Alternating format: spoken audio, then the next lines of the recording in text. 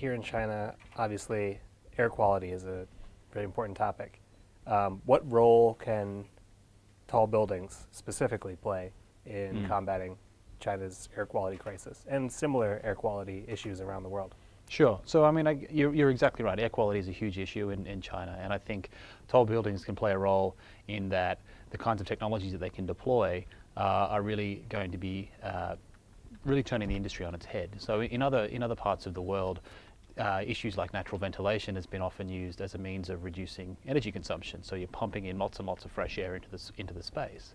In a market where you have, or an industry or a location where you have air quality problems, you really don't want to be doing that. You're going to be having to look at ways of how you can treat that air, to filter that air, and to be recycling that through. So we're seeing a lot of buildings that are coming out with very, very high-end technology, the sort of air filtration equipment that you might see in a hospital being applied to an office scenario. So it's a big issue that they are looking at. Having said that, buildings are also responsible for probably 30% of the greenhouse gas emissions. So if there's a way that they can reduce that greenhouse gas emission via energy reduction and other means like that, then that can have a big impact on air quality in the Chinese market. Mm-hmm. So a two-pronged approach. One is at the source of most of the emissions being from coal plants, so reducing energy consumption or advocating for or somehow moving the needle on renewable energy would be one way, and then the other is technological inputs on the buildings themselves to filter for the residents there. You're exactly right, and the way that I look at it is that when it comes to buildings, there's really two sides of this. It's a supply and demand issue. So a lot of what I do is focusing on energy reduction and on reducing environmental impacts, but if you can address that at the head end from a supply side, so if I can green my electricity generation and move more quickly towards solar and wind and other technologies like that. It doesn't mean that I can have an inefficient building, but it does address a large part of the issue when it comes to greenhouse gas emissions. So it's still a good goal for us to have an efficient building, but we're addressing part of the problem when it comes to the emissions at its source. What are some of the most promising technologies that might enable a net zero energy skyscraper? And do you think a net zero skyscraper is even an attainable goal? Well, we know that net zero is already happening now at a smaller scale. So there's a lot of projects around the world, including in Singapore and other markets like that, where they are doing that. So I guess the way that I look at it is that how are they getting to net zero in these smaller projects, and what can we do to scale that up to a bigger scale, to a bigger site? So a net zero building is not one that doesn't use any energy. It's one that uses a lot less energy, and then it either generates its own supply or it uses renewable power. So the first thing you need to be doing is saying, well, what can I do to make my building as efficient as possible? So in large part, we know the answer to that question. It's the same sort of techniques that we've been using in smaller buildings and less complex buildings. We're just doing it on a much larger scale. The flip side to that is that the megatall buildings are going to have a much higher energy impact to begin with. Just the sheer volume of people that are needing to be moved around a space, pumping air in, pumping, heating and cooling. It's something that we do acknowledge is a big impact. So again, it comes back to the issue about renewable energy. If we can move more quickly towards renewable energy from a supply side, then we're addressing this issue again from that two prongs. So we're cutting off, we're addressing it from a demand perspective in an efficient building, and we're also addressing it from a supply side.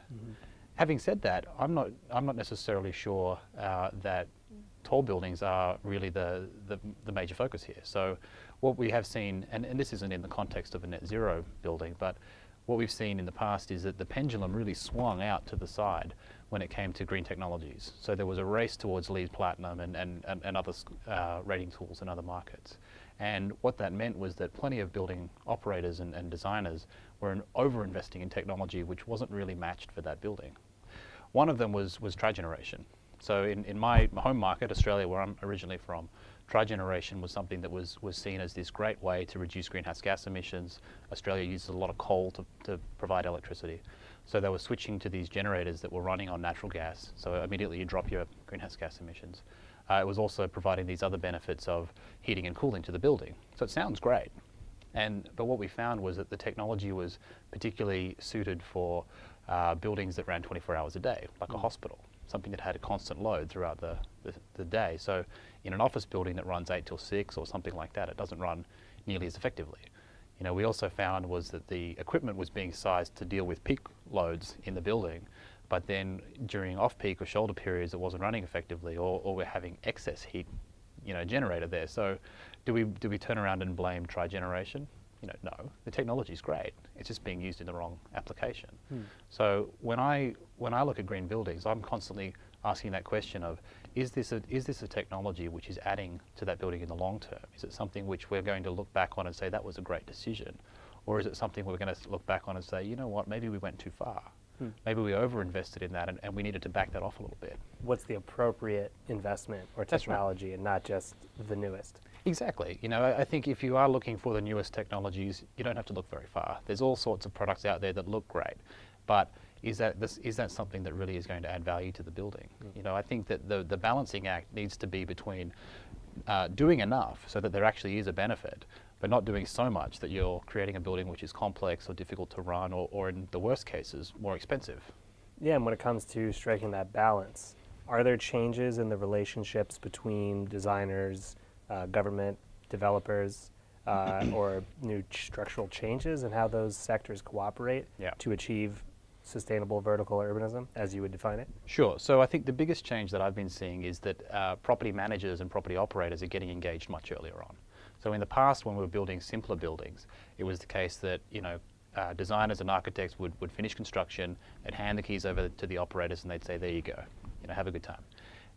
When we're talking about these megatall buildings now, that's simply not going to cut it. There is so much to learn that you need to get the operations team on a lot sooner, so that they can actually really understand the grand vision that those architects and designers had, how to operate that site effectively. But that's also a two-way street, so that the operations team can provide inputs back to the designers to say, well, I see what you're doing here, I see what you're trying, you're trying to push the boundaries with this technology or that technology, but from our perspective as an operator, that's going to be expensive, or that's going to be another maintenance element that needs to be added to our long list of things we need to look at, or have you thought about doing it a different way? So it's not saying that one school of thought is right and the other one's wrong. I think that both groups, or all of these groups, have a lot to add. So it's about getting them engaged early on so that dialogue is really a two-way discussion. As head of sustainability for JLL's North Asia division, how has green building changed in China over the past 5 years? Sure. Well, I think China is really learning very, very rapidly. China may have been a little bit slower to the party when it comes to green buildings compared to other markets, but that doesn't mean, if they're starting 10 years behind some other locations, that doesn't mean they're going to need 10 years to catch up. Very quickly what we're seeing is that China and other parts of Asia are really a hotbed of activity when it comes to tall buildings and sustainable tall buildings. You just need to look at some of the statistics from this conference that, this huge percentage of buildings now are in Asia, and that's only going to grow in the coming years. So in the past, it's been the case that property operations teams and designers may have looked elsewhere in the world, to the US, to Australia, to Europe, about what are the latest trends in sustainability, what are the things that we should be doing. I think now, and very much so in the years to come, we're actually going to be looking to Asia to say, well, this is the home of tall buildings. This is the place to go for that kind of knowledge. And in some ways, that can be an export commodity for Asia and for China.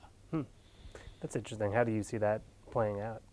Well, if you look at it now, you think, well, a lot of the buildings that are designed in China and Asia are Western firms. They're Western architects, American architects coming in, and that's great, because they've got something to share. They've been doing this for a lot longer, particularly when it comes to sustainability. So they are bringing a new perspective on things that perhaps is not as well developed in the Chinese market, but that is switching very, very quickly. It's not that the Chinese are sitting back and letting this unfold around them. They're learning as quickly as possible. So they're consuming all that information as much as they can, and they're trying to replicate that. So we're seeing some great Chinese architectural firms, some great construction projects coming up, and some really fantastic projects to work on. So I think in some ways, in 5 or 10 years' time or 20 years' time, if somebody in the US or Australia or Europe says, you know what, I'm going to build the next tall building, where do I look to for information on where that's happening? Well, you're going to look where there's the most of those tall buildings, right? And that's right here in Asia. And as you look out 10, 20 years, probably a lot of the innovations will be things we can't think of right now. But what trends maybe occurring now or starting off now are most interesting or exciting to you when it comes to tall building design? Sure. Well, in fact, I would actually say that it's not just a design element. development. I would also include existing buildings. So I think that to some extent, sustainability has been historically focused on the top end of the market, the new buildings, the mega projects, the skyscrapers, you know, the big corporate clients that can pay for this kind of stuff.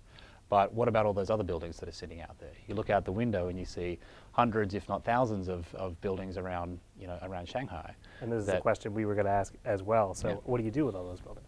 Well, I think that there's huge opportunities there. You know, they were probably built in a period where sustainability was not as important, where energy costs may have been lower, you know, where the knowledge in the industry was not quite so great. So going in and looking at these buildings, there's a great opportunity to improve them and to bring them up to modern standards. Can they compete with a new project? That's something that the industry is grappling with right now. You know, do we knock something down and start over again just because my building is 10 years old and may not have all the features of the building down the road or not? You know, plenty of our clients are coming to us and they're saying, you know what, I've got a building that's 5 years old or 10 years old, and now I want to talk about LEED. I want to talk about LEED existing building. I want to do what it takes to get my building on song when it comes to sustainability.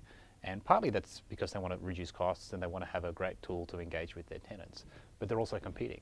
You know, they're competing with these mega projects that are coming out of the ground now or in the next few years. So their tenants, they're acutely aware. They're acutely aware that their tenants are looking at these other projects saying, do I stay or do I go? You know, this new building may have nicer features and more amenities and closer to train lines and, you know, the latest architecture. So the existing buildings need to work extra hard, or else they're going to be finding that they're losing tenants. And sustainability is one of those key trends there. So I think there will be a big push towards existing buildings over the coming years. Air quality is another huge issue. I think that particularly in China, there's an awareness now that, you know, something has to be done. So now we are seeing companies that are actually asking questions about, do I want to relocate my staff from city X to city Y or somewhere else, or I'm having trouble finding staff in this location, and one of the attributes is around air quality. So I think there's a rising wave of people saying, you know what, we need to do something about that. Right. And we can't change the world. You know, we look after property, so we need to work within our own realm. You know, but that's a pretty big realm. You know, property is responsible for about 30% of greenhouse gas emissions. So, you know, if we say we control roughly a third of the emissions that are going on, and we can reduce that, then that's a pretty significant impact. Do you see property owners, building managers, developers still prizing LEED as the best benchmark for green building, or is there a better or a different way forward? How do you see the rise of alternative certification systems for green building? Sure. Well, look, it's a busy marketplace. You know, I think that LEED is still very much the dominant rating tool in the US and in fact in China. I believe that China is one of the largest markets for LEED outside of North America. So it's definitely the leading tool. It's a great tool, but it's not perfect. So there are other tools that are out there. China has developed its own rating tool. Singapore and other markets like that have done the same. To me, I look at a rating tool as a guide, you know, and I think some of the problems we see with rating tools are when people see them as a recipe book. They say, here's this long list of things that I need to tick off. That's not the way that it's intended to be, you know, so that's not LEED's fault, it's not any other rating tool's fault. It's a matter of designers looking at that critically and saying, these are a whole range of options that are available to me, which are the right ones that I should pick. So I think LEED is continuing to remain out in front. You know, others are trying hard, but in some ways that's almost a moot point. You know, it doesn't matter which tool has precedence, which one has the greatest market acceptance. It's that ability for designers to use that in a meaningful way and not go chasing points. That's when LEED or any other rating tool becomes less valuable and less meaningful, when it is about you know, tick a box or get a nice certificate that you can put on the front door. Right, right. What's something else that's on your mind lately, or that's been exciting or interesting? Well, I guess one of the challenges that I am seeing is that although China is learning very rapidly and they are adopting some of the best practices from other markets, they're also repeating some of the same mistakes. So commissioning is the classic example. You know, that in other markets outside of Asia, commissioning is often poorly done or not done at all. And what it means as a building operator is that we come through and then have to pick up the pieces, you know, or are left with a building which is never really operating in line with the original design intent. You know, and in parts of Asia and China where there's such a tight construction time frame, there's so much pressure to get the building built, to get it tenanted, that kind of thing, commissioning is one of the first things to go. And commissioning is what? Commissioning in terms of making sure that the plant and equipment, so first of all the designers are coming through and making sure that that's designed correctly, but then making sure that's installed correctly and that it's going to operate correctly, so that, you know, and it's all sorts of silly things that, you know, fans can be connected up badly, or the BMS isn't pointing to the right things, so that when you come in you're looking at information on a screen or believing the building is operating a particular way. In fact, it's not, you know, and it's not because you're relying on information which hasn't been calibrated correctly. So that to me is one of the simplest things that can be done better, but it remains a challenge in the industry, particularly because of the tight construction timeframes. Just ensuring that the building operates as intended. Yeah, yeah. Which sounds incredibly simple. It You is, say, but well, the designer spent so much time and effort on designing this beautiful building, and then if you say, well, if we cut corners on the construction side of that, and mean that we're actually not delivering what they intended, it's a little bit like designing a Ferrari and then putting training wheels on it, or, you know, plastic doors or something like that. You know, it's actually not delivering on the original design intent, and therefore it's not going to operate the way the designer's meant it to. So that's a big loss in my mind.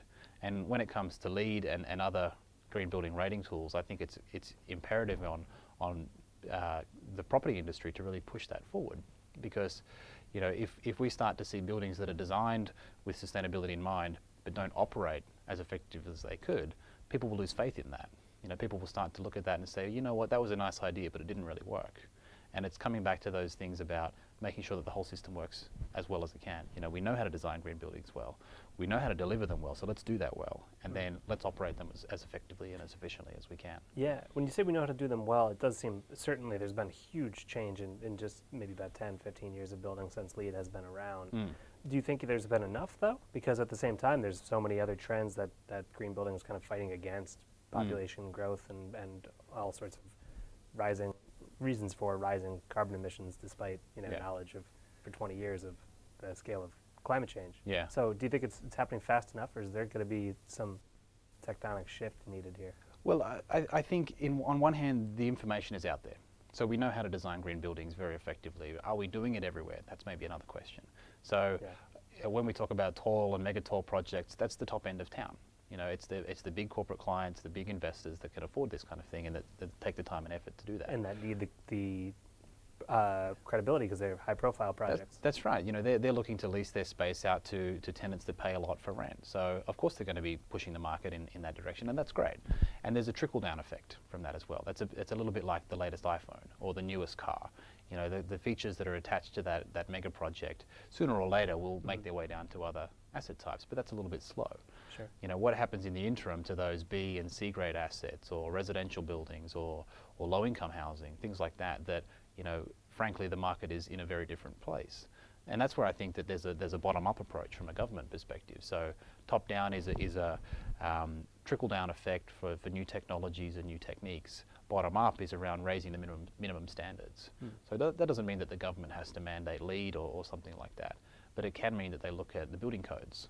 They can look at that and say, well, what are the minimum lighting requirements that we should have, or lighting efficiencies we should have? What are the minimum insulation levels that we should have in these kind of projects? So that they're constantly raising the bar of those raising the minimum standards, as well as incrementally looking at what are other incentives and you know, carrots and sticks that they can offer to the mid-range there. You know, when I look at green buildings, we know how to do it at the top end of the market, but we aren't doing it everywhere. So therefore, shouldn't we be looking to plug those gaps? You know, shouldn't we be looking at those existing buildings or the lower grade buildings or that sort of thing and saying, what are the missing parts? We know how, why aren't we doing it? And is that an incentive? Is it some sort of other government scheme like that? You know, I'm sure there's a whole range of opportunities, but as an industry looking at that gap, that's how we're going to see the tectonic shift.